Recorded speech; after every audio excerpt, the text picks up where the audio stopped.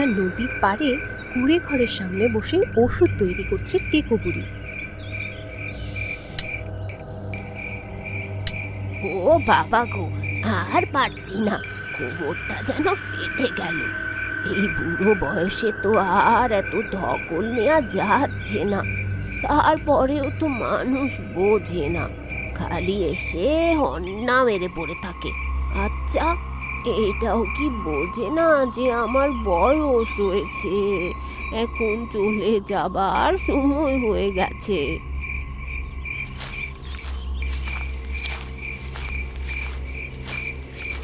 একটা লোক এসে বুড়িকে ডাকাডাকি করে। ও বুড়িমা, বুড়িমা, বুড়িমা কি বাড়ি আছো? ও বুড়িমা! আরে কি রে হতভাগা, চোখের কি মাথা খেয়েছিস নাকি যে আমাকে দেখছিস না? এই তো আমি। ও হ্যাঁ, তাই তো। আমি আবার ভাবলাম তুমি কোথাও চলে গেলে কিনা, বয়স হয়েছে তো। এসব বাজে বকা বন্ধ কর, আর তাড়াতাড়ি বলে ফেল কি কাজে আমার কাছে এসেছিস। কি লাগবে? নিশ্চয়ই ওষুধ। তা তো তুমি ভালো করেই জানো বুড়িমা, কেন যে আবার জিজ্ঞেস করো? গোটা গ্রামের মানুষকে তুমি ছাড়া আর কে ওষুধ দেয় বলো তো? হ্যাঁ হয়েছে, এখন বলে ফেল কি হয়েছে, কিসের ওষুধ লাগবে? সকাল থেকে আমার পেটটা ভারী খারাপ যাচ্ছে বুঝলে তো বুড়িমা, কোনো কিছুই খেতে পারছি না, ভীষণ ব্যথা করছে। ও, এ আর এমন কি? এখানে দাঁড়া, আমি ঘর থেকে তোর জন্য একটা ওষুধ নিয়ে আসি। এক ওষুধে সব ব্যথা বাপ বাপ বলে পালাবে। বুড়ি ঘরে চলে যায়। আর একটু পরে একটা ওষুধের শিশি নিয়ে আসে। নে, হা কর, আমি খাইয়ে দিচ্ছি। লোকটি হা করলে বুড়ি তার মুখে ওষুধ ঢেলে দেয়।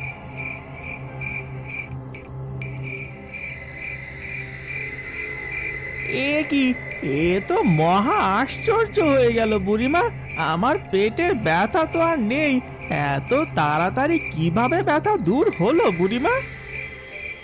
সবই আমার ওষুধের কামাল, বুঝলি? এখন আর এখানে বক বক করিস না বসে বসে।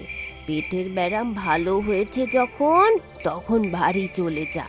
আমাকে অনেক ওষুধ বানাতে হবে এখন। লোকটা চলে যায়। আর বুড়ি আবারও ওষুধ বানাতে থাকে।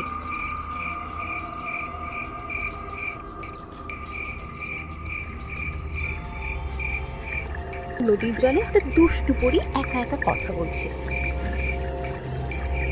কোনো এক সময় ছিল যখন এই নদীতে মানুষ নেমে স্নান করলে তার সব রোগ দূর হয়ে যেত। আর এখন ভুলের কারণে একটা লোকও আর এই নদীতে নামে না। একটু অসুখ করলেই সবাই এই বুড়ির কাছে ছুটে যায়। না, এটা আর মেনে নেওয়া যায় না। যা হোক, আমাকে একটা কিছু করতে হবে। একটু পরে বুড়ি ওষুধের কোটা বাইরে রেখে একটু ঘরের ভিতরে যায়। আর এই সুযোগে ডাঙায় উঠে আসে দুষ্ট জলপরী।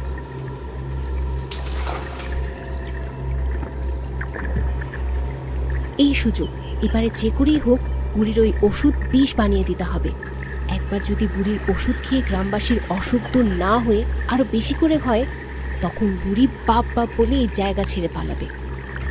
জলপরী বুড়ির ওষুধের কৌটার কাছে গিয়ে জাদু করে কিছু বিষ মিশিয়ে দেয়। এরপরে বুড়ি আসার আগেই আবার জলের নিচে চলে যায়।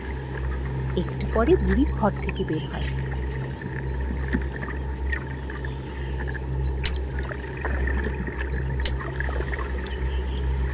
আজ এই ওষুধটা বানিয়ে একটু জিরিয়ে নিতে হবে, বড্ড কষ্ট হয়ে গেল। এই মহৌষধিটা ঘরের সব ওষুধের সাথে মেলাতে পারলে আর কোনো ওষুধ নষ্ট হবে না, মাসের পর মাস ভালো থাকবে।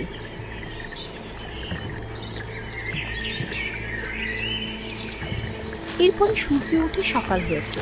গ্রামের পথ দিয়ে একটা মহিলা তার বাচ্চাকে নিয়ে আসছে।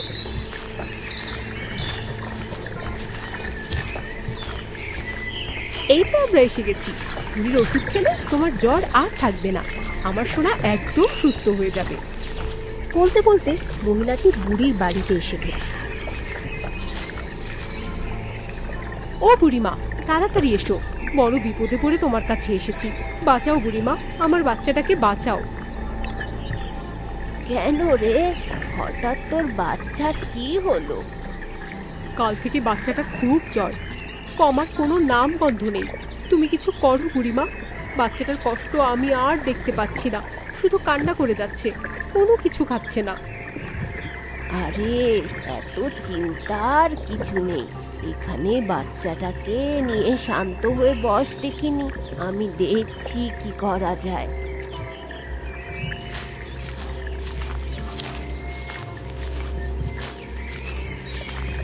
বুড়ি ঘরে গিয়ে একটা ওষুধ নিয়ে আসে আর বাচ্চাটিকে খাইয়ে দেয়। আর খাওয়ানোর সাথে সাথে বাচ্চাটা একেবারে ঠান্ডা হয়ে যায়। হায় হায়, এ আমার কি হলো? আমার বাচ্চাটা আর নড়ছে না কেন? ওর কি হয়েছে? বুড়িমা, তুমি আমার বাচ্চাটাকে মেরে ফেললে। এইসব কি বলছো? আমি কেন ওকে মারতে যাব? আমি তো ওকে ওষুধ খাইয়েছি, কিন্তু ও এমন শান্ত হয়ে গেল কেন বুঝতে পারছি না। ওগো, তোমরা কে কোথায় আছো? দেখে যাও, আমার কত বড় সর্বনাশ করে ফেললো এই বুড়ি, আমার বুকে থন কেড়ে নিল। এখন আমার কি হবে? ওগো, তোমরা দেখে যাও।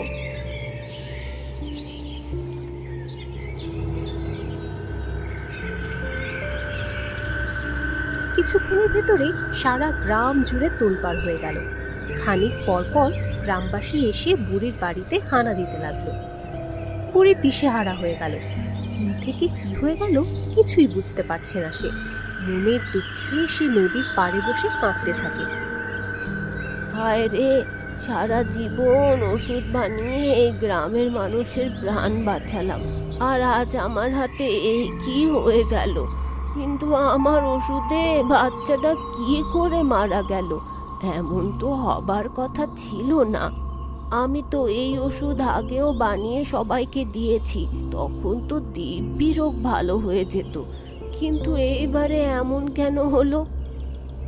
বুড়ি যখন এই কথা ভাবছিল আর কাঁদছিল, ঠিক ওই সময়ে নদী থেকে উঠে আসে সেই দুষ্ট জলপরি, আর বুড়ির দিকে তাকিয়ে হাসতে হাসতে বলে, কি বুড়ি, কেমন দিলাম? বেশ ওষুধ বানানো শিখে গেছো তাই না?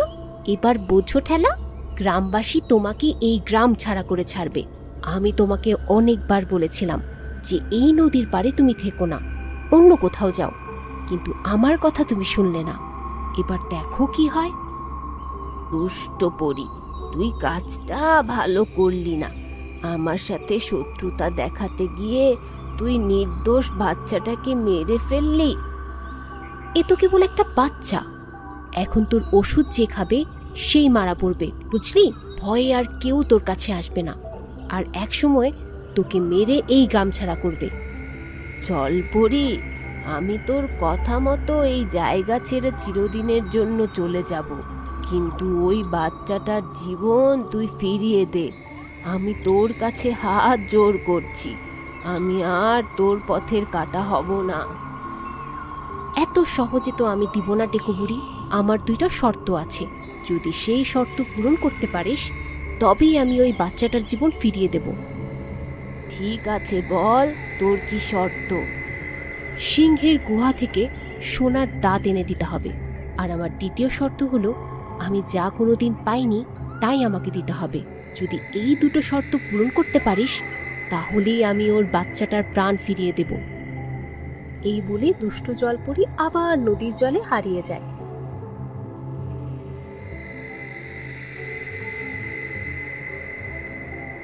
এদিকে রাজবীর নামের এক রাজপুত্র মনের দুঃখে নদীর পাড় ধরে হাঁটছে।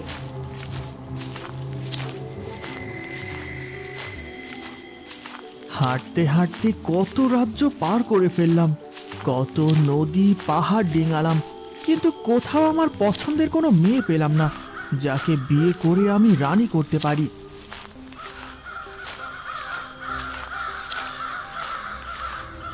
রাজপুত্র হাঁটতে হাঁটতে বুড়ির বাড়ির সামনে সেই নদীর পাড়ে এসে পৌঁছায়। তখন অন্ধকার নেমে এসেছে। বুড়ি তখনও চিন্তিত অবস্থায় নদীর পাড়ে বসে আছে। রাজপুত্র গিয়ে তার সামনে দাঁড়ায়। কে তুমি বাছা? কি চাও এখানে? আগে তো কখনো তোমাকে এই গায়ে দেখিনি। আমি অনেক দূরের রাজ্য থেকে এসেছি বুড়িমা। আমার বড় কষ্ট, সেই কষ্ট দূর করার জন্যই বেরিয়ে পড়া, কিন্তু এত দেশ ঘুরেও আমার কষ্টের শেষ হলো না। তোমার এত কিসের কষ্ট বাছা? আমাকে বলো, আমি শুনে দেখি তোমার জন্য কিছু করতে পারি কিনা। আমি একটা মেয়েকে খুঁজছি, যাকে বিয়ে করে আমি রাজরানী করব, কিন্তু এত এত মেয়ে দেখেও কাউকে আমার পছন্দ হয় না। তাই তো রাগে দুঃখে বেরিয়ে গেলাম। যদি ভাগ্যে কোনো ভালো মেয়ে থাকে তাহলে তাকে নিয়েই দেশে ফিরবো, অন্যথায় না। আমি হয়তো তোমাকে সাহায্য করতে পারবো না, কিভাবেই বা করব। আমি তো নিজেই মস্ত বড় এক বিপদে পড়ে আছি। কি হয়েছে বুড়িমা? আপনার কিসের বিপদ? আমাকে বলুন, আমি নিজের দুঃখ না পারি আপনার দুঃখ দূর করার চেষ্টা করব। এরপরে বুড়ি আস্তে আস্তে রাজপুত্রকে সব ঘটনা খুলে বলল। সেই সাথে দুষ্টপুরীর দেয়া 2টা শর্তের কথাও বলল। সব শুনে রাজপুত্র একটু ভাবল। এরপরে বলল, আমাকে শুধু বলুন, কোথায় সেই সিংহের গুহা? আমি এই তরবারির আঘাতে ওই সিংহকে ধরাশায়ী করে সোনার দাঁত নিয়ে আসব। এই কাছেই একটা গুহা আছে, কিন্তু তুমি কি পারবে? ওই সিংহ তো মহা শক্তিশালী। আমি চাই না আমার জন্য ওর হাতে তোমার প্রাণ যাক। আমার পরাক্রম সম্পর্কে আপনার কোনো ধারণাই নেই বুড়িমা। আমি আজ রাতের ভেতরেই ওই সোনার দাঁত নিয়ে আসছি। রাত নামতেই রাজপুত্র ওই গুহার দিকে ছুটল।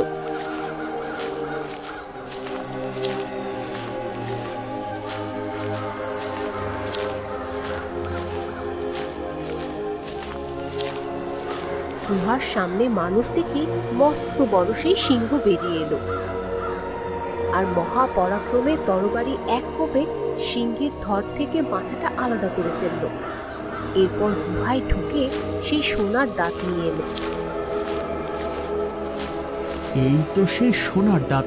ব্যাস, দুষ্টু পরীর দেওয়া প্রথম শর্ত পূরণ হলো।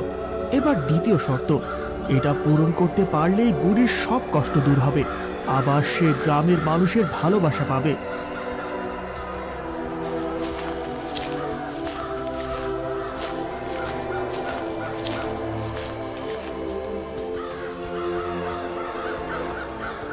সকালে রাজপুত্রের থেকে ওই সোনার দাঁত পেয়ে বুড়ি অনেক খুশি হলো, কিন্তু দ্বিতীয় শর্তের কথা ভেবে সে কিছুটা চিন্তিত হয়ে গেল।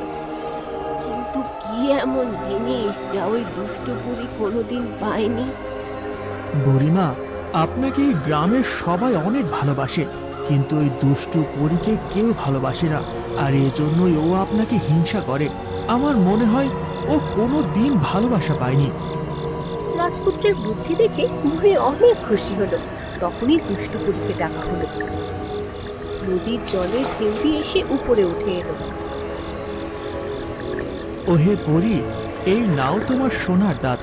বুড়ির হয়ে তোমার প্রথম শর্ত পূরণ করে দিয়েছি আমি।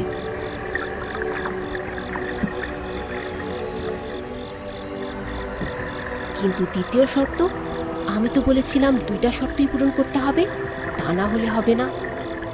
দ্বিতীয় শর্ত আমি পূরণ করে দেব, এমন জিনিস যা তুমি কোনো দিন পাওনি। এটা হলো ভালোবাসা।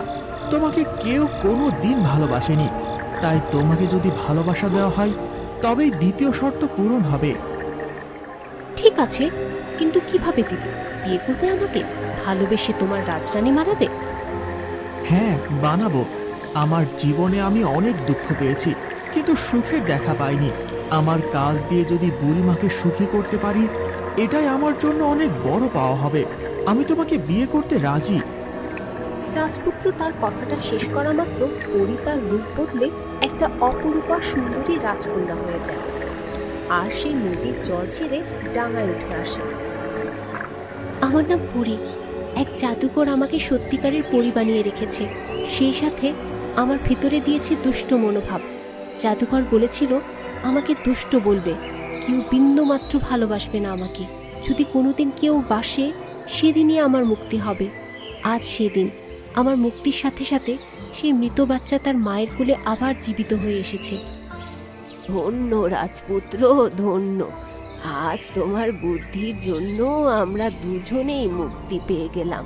আর হ্যাঁ, সেই সাথে তোমার যোগ্য রাজরানীও পাওয়া গেল। যাও, ওকে বিয়ে করে রাজরানী করে নিয়ে যাও আর সুখে রাজত্ব করো।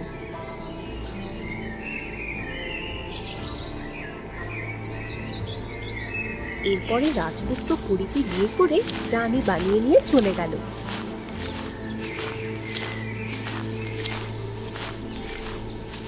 বুড়িরও আর কোনো বিপদ রইল না।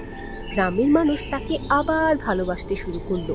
বুড়িও মনের সুখে আবার গ্রামবাসীকে ওষুধ বানিয়ে সাহায্য করে যেতে লাগলো।